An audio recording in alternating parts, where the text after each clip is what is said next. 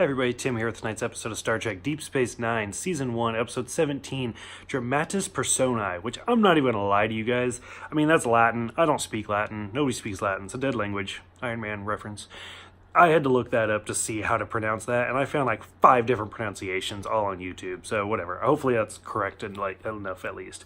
And it is, so it's Latin for masks of drama, or something to that effect, and it's kind of fitting for this episode, because this whole episode is basically like a conspiracy theory, what is the crew infected with type situation.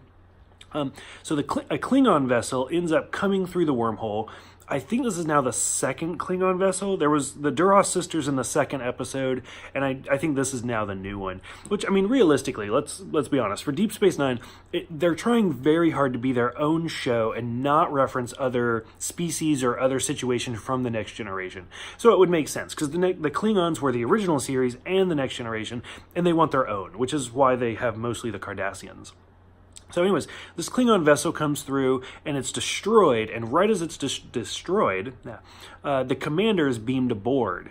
And Odo has this weird thing happen to him shortly afterwards. And you can tell things aren't going right. And so right away after this, the crew ends up having these weird personality changes. For example, the doctor starts it, and he tells Odo, like, there's an uneasy alliance between Commander Sisko and Major Kira. Whose side are you going to be on? And then O'Brien is with Dax, and O'Brien's trying to say, like, get very aggressive, and anybody that's against Sisko is against me. Whereas Dax is very almost nostalgic. She just kind of wants to tell stories, like, oh, do you remember that time? Oh, do you remember this time? And she's just kind of out there.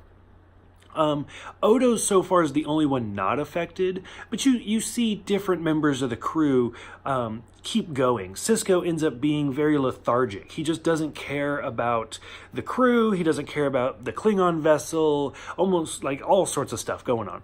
All he wants to do is work on a clock. Like, he just keeps drawing and building it.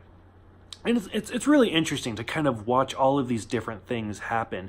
And then, sure enough, by the time we get to the end of the episode, I'm just going to kind of boil it down like I do. We get to the end, Odo realizes that they've all been infected. He lets out this high-pitched noise. It freaks out the organism, and he washes it out into space. The end. And everybody kind of goes back to normal. So, like, this episode's not that deep. It's well written, but it's not the deepest episode. What makes this episode so good is the acting. All the actors do such a good job in this episode because they're playing characters that they don't normally do. Very, like, conspiracy, very, like, paranoid type characters. Or like Dax, who's very just lethargic and not really caring. And it's really interesting.